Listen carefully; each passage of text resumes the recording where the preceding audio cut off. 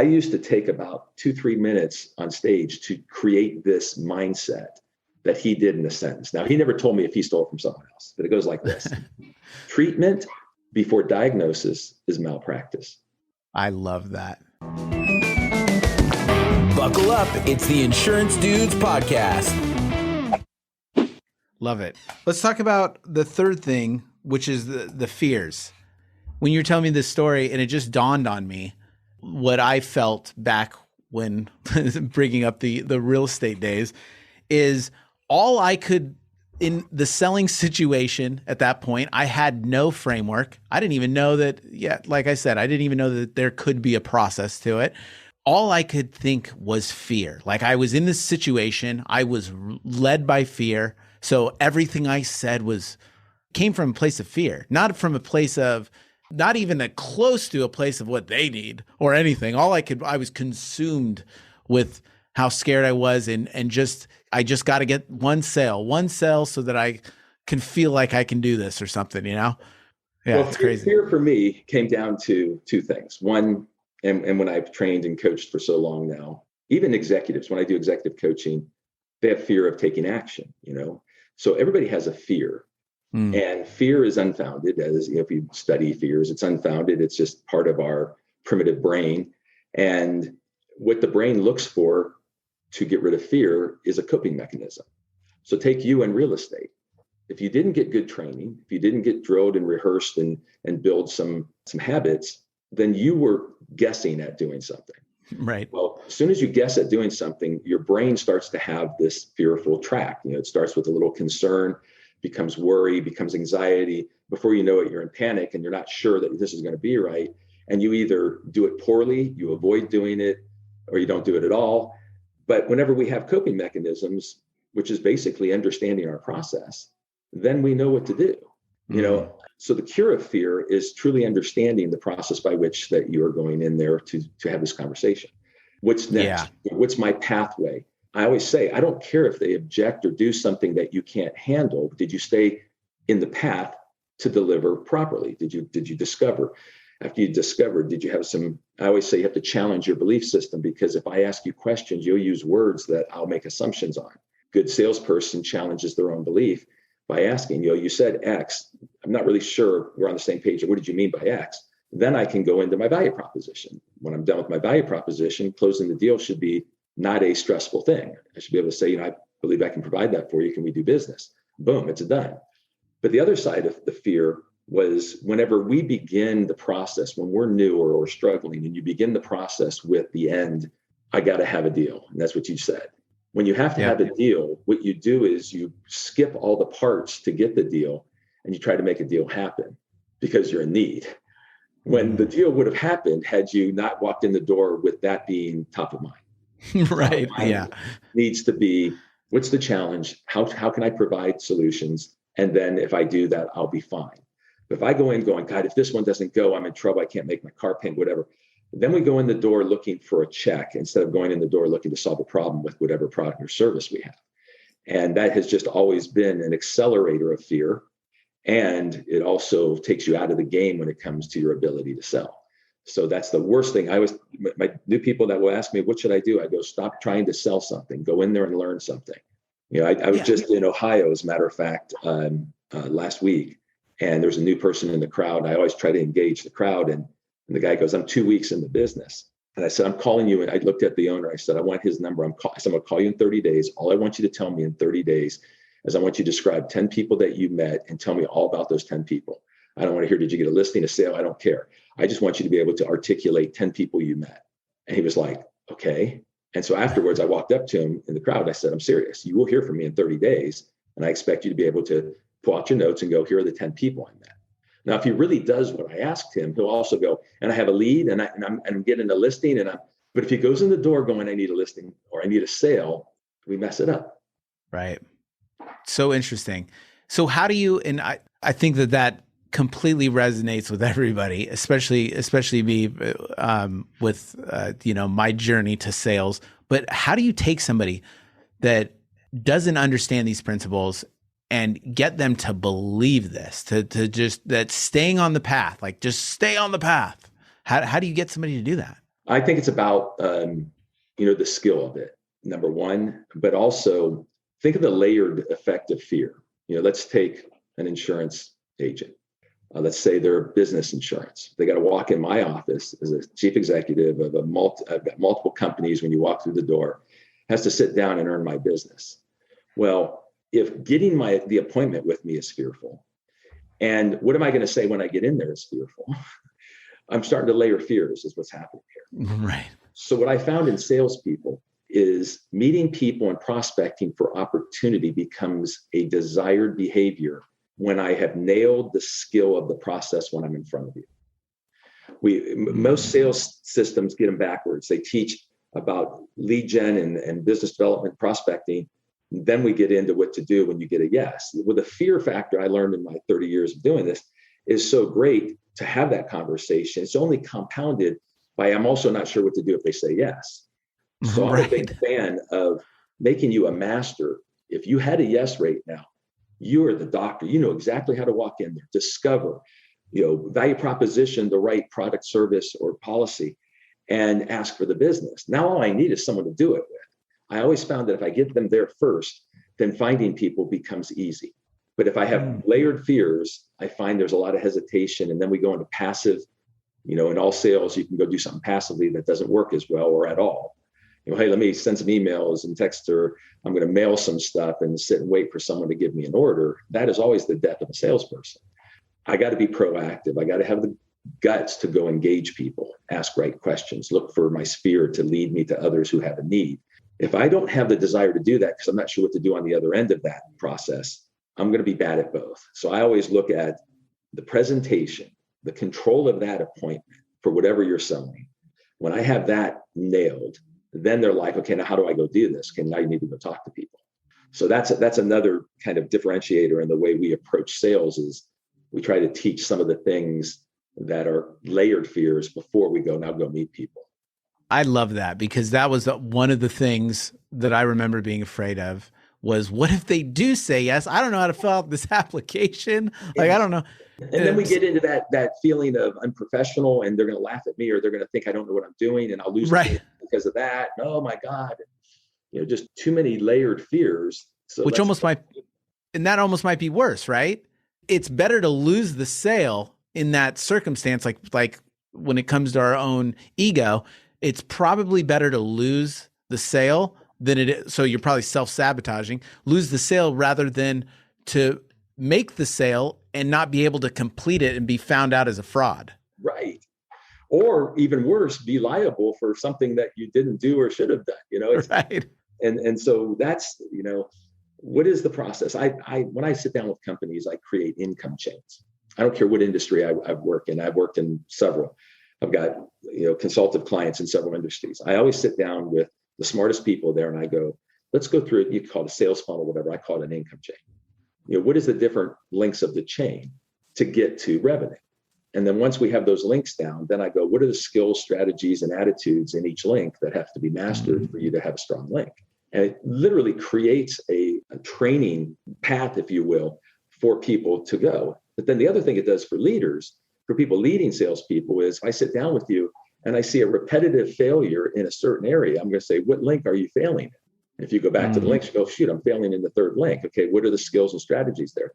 Go back and practice those because that's where you're falling down. So, again, it's a science. Sales is a science with a little bit of, human resource in there to deliver it. But I'm going back to the very beginning. When we have that's not me approach, Dan, that sounds too salesy. Dan, that sounds too weird. I just wouldn't like it if you did that to me. I always go, if you had a need to buy or sell my product, you would love that I did it. If you were a tire kicker or someone that just isn't going to buy the product, you would go, this is a waste of my time. Trust me when people have a need, these things work great. When people don't have a need, they don't, which the other thing for salespeople is if I can stay in my process, on my path, the people that will waste my time stick out like sore thumbs because they don't like my process. People that won't waste my time follow my process as long as my process is embedded in the need of that consumer for whatever the product or service is. Truth. Love it. Love it. So you've worked with insurance companies. Tell us a little bit about that. Well, it happened, I was prospecting. I get a lot of business on airplanes because I'm flying a lot up in first class. I sit next to other executives. And it always goes, what do you do? What do you do? And then I go into my discovery. And what I find is I'll give you the question I asked the carrier, one of the senior people of this big company. I said, so you're struggling with being commoditized and your team is not getting where you want to go. No. So I asked this question. I said, if I had two doors and I lined your AEs up behind the two doors, and I said, you have to come knock on one of the doors and come through the door. One is about the insurance product, the laws, the product. The other is about professional selling technique. Now, if you fail as you come through the door, you're fired. I said, what door would all your people line up at? He goes, the insurance door. I go, there's why you don't have success. And he was love it. Then he went, give me your card. And on the road I went. I did that with pharmaceutical. I had a lady in pharmaceutical, and she goes, we only have 2 minutes to talk to a doctor.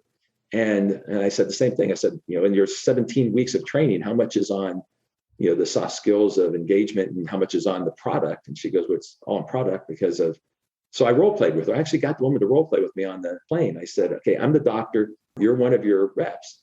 I'm at the coffee pot, go. And she's babbling. And I said, you're feature dumping on me. And so she had I forget the drug, but she had a drug that reduced post-use problems by over 30%, by a third. So I said, let's switch roles. You're the doctor. I'm you now. She goes, okay. I came in and I forget the name of it. And I said, hey, doc, just a quick second. When you have a patient that has X and you're treating it, how often does this happen? And I said, the bad thing. And she goes, well, it happens a lot. I said, if we could cut that by a third, would you be interested in having a chat with me on how we can accomplish that? And she goes, how are you going to do that? I said, well, I know you're busy. Could we schedule a time to really sit down and talk about it? And she looked at me and she goes, you didn't talk about it at all. I said, no, I found the need. And then I provided an opportunity for them to get rid of that pain. And so I had an opportunity to work with them. I said, we don't have enough people that understand what sales is from a professional science perspective. So we just do activities and hope we get sales. I love that. So captive carrier, there's a lot of fears with agents of captive carriers. And I don't have the same fears because, and I say this all the time, is that our team, we could sell shoelaces tomorrow, we'd be okay. And I don't even care what kind of shoelaces. But you brought, I never thought about that until this conversation, is that the reason why I feel that way is because our team has invested in the sales skill and process rather than just knowing about a product. What liberation happens when you look at things like that? Because now you're not handcuffed to a product. You have the skill that you could sell any product. Anything. Love that. Super Anything. Cool. And the other thing is when you do have a menu of product, the other thing we do is we'll fall in love with our own product sometimes. I don't really like that when it doesn't do it. It's not that good, but it might be the perfect one for me. And so you try to bring me into a product that really isn't perfect. So I give you resistance and you're like, God, I keep getting resistance. Well, because you're giving me a screwdriver when I need a hammer. Right. And I've got a buddy of mine that I speak on the circuit with. And as speakers on main stage and stuff, we always, behind the curtain, we always talk about, hey, I like what you just said. So we talk about that we can steal it from each other. So we always say, you got to give credit 3 times before you can steal it. And this is one of those things that was so good that I give him credit every time, because I used to take about 2-3 minutes on stage to create this mindset that he did in a sentence. Now, he never told me if he stole it from someone else, but it goes like this. Treatment before diagnosis is malpractice. I love that. His name's Mike. Treatment before diagnosis is malpractice. And when you really stop and think about outside of the medical field, the number of people that, if we were held to that standard, commit malpractice, because we come in predetermined with something instead of come in and learn something and then solve it. So that's been the driver of when I work with salespeople in our company, all of my trainers, all of my coaches, it's always been the drive about stop worrying about the sale, worry about the problem. The sale comes very easy when you provide a solution and come through the door, the best in the world. And here's something you'll find in talking to other people, test them. Most people can't articulate questions off the top of their head. Because I do it to people all the time. I go, give me your 3 best questions to discover my needs right now when it comes to X. The first thing I see in the salesperson is them look up and go, okay, if you have to find it, that means when you're in front of someone, you talk more than you ask. And they're like, oh. I go, and if you've ever been the consumer, we don't like whenever the person that we're trying to gain something from talks at us. I said, so the formulation of questions is not natural in salespeople either. So therefore they go, well, what should I do? I go, write them down. There's no foul in you having a book and have questions written down and walk in and go, hey, before we get started, may I ask you a few questions, and follow the darn questions. Right. So no one's going to look at you and go, oh man, you must be new. I mean, right. Even our best sales agents in our agency will have to go back to the script. And you see it. I mean, you probably see it on the speaking circuit too, is that, I mean, there's some dudes that can probably go onto a stage and have no framework and completely rock a stage, like Tony Robbins or something. But even Tony has a framework that he goes into it as. Yeah. I'm going to tell you, that is spot on, Jason, because I have been at conferences and been approached and said, hey, we just thought it really, really cool. You know, you've been listening to everything. Can you go up and give us 30 minutes wrapping what was the conference about, and give us 30 minutes wrapping what the conference was about? And before, that would be frightening as hell, but it's like, sure, I just go follow my process. And my process is, I don't care if there's 60 people in the room or 1,000 people in the room. I'll engage the crowd, get a couple things out of them, and then speak to them. And people are always like, God, that was so cool. You didn't even plan for that. And I go, because I have a process. So if I'm ever in that situation, I'm not going to, if I get up there and babble for 30 minutes, everybody's going to go, oh, don't hire him. Right. I get you engaged. You're going to walk out and say, that was amazing. So there's a skill and a strategy behind doing that right. And whenever you go back to mastery, I always say, just to give you my definition, technique mastery is the ability to duplicate the skill or strategy on demand without fear. Meaning I could pull you up on main stage and go, Jason, we're going to do an agency or a customer engagement for XYZ insurance. I'm the customer, you're the agent, go. And you'd be like, no problem, sit down. And I always say, if you can't say no problem, sit down, then you don't have mastery, which means you're coming in fearful. Technique mastery is the ability to duplicate any skill or technique on demand without fear. And my analogy for that one is, I always use Sully, the guy that landed the airplane in the Hudson. He had mastery of that aircraft. Let's have mastery of our craft, and we'll never get in trouble. Oh, love it. Love it, Dan. Excellent, man. I love this. This conversation is always so much fun. I love hammering in the need for sales, because I mean, it's this scary thing to most people, or mystical thing, and it's really not. And it really is important. It's not. Well, I guess the word is kind of bastardized, like we talked about earlier, with because people can commoditize things, but it's so important. I mean, it's the lifeblood of our economy. I love it, man. Dan, how can people get a hold of you now that they're curious and they're engaged? Yeah. If they go to danelzer.com, it's ELZER, danelzer.com, you'll get forwarded into our training webpage. My consulting page is down right now, so we're forwarding everything to the training page.